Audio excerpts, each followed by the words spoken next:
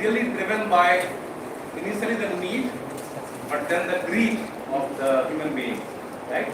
So when the science was infant, in the early era of science, people were worried about the very basic needs of human beings. It was like, in Hindi we say, roti, kapra, makan, right?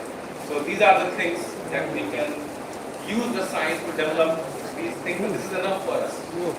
As the science has become like an adult science of today's era, it is really now about more greed than the actual need. Now we want to move faster using aeroplanes, and after aeroplanes we want to take a rocket and go to the Mars and the planets. We want to go to the space. We could have gone on a bicycle, but now we want to drive a car. Now we need big houses, now we need nice dresses and all these things. And much of it now we need smartphones, and every time I say this, a new smartphone model comes into market. Right? So it is no longer about just need, just the things required for survival of human beings. It is about the need that what we want to do, what our powers of science we can use. The second thing, me is spending all my energy into my individual person. Right? So we are leading teams, we are putting team efforts rather than making individual efforts. And what is leading science to, I would say, faster advancement. Second thing, apart from that, is that earlier science, when it was individually driven, was more about knowledge creation than knowledge utilization. What has happened now is we are worried more about knowledge utilization than knowledge creation. We already have good amounts of knowledge. Classical physics was developed, I would say, 300 years ago. Quantum physics has developed maybe like 100 years ago. Now we are talking about string theory and universal theories and all these things, similar developments in chemistry and all that. It is no longer about just creating new knowledge. It's more about how we can utilize this knowledge in a team-based environment, create a technology for the betterment of human beings and for the society as a whole. That is how science has developed. So this also brings to one fundamental dilemma of the today's generation of knowledge seekers, right? One of the first dilemma is like, you can imagine that in the early days when Newton was doing his science, it was not known that apple is falling by gravity. So he could just see apple falling down and write a law F equal to mg, and he will be known for this.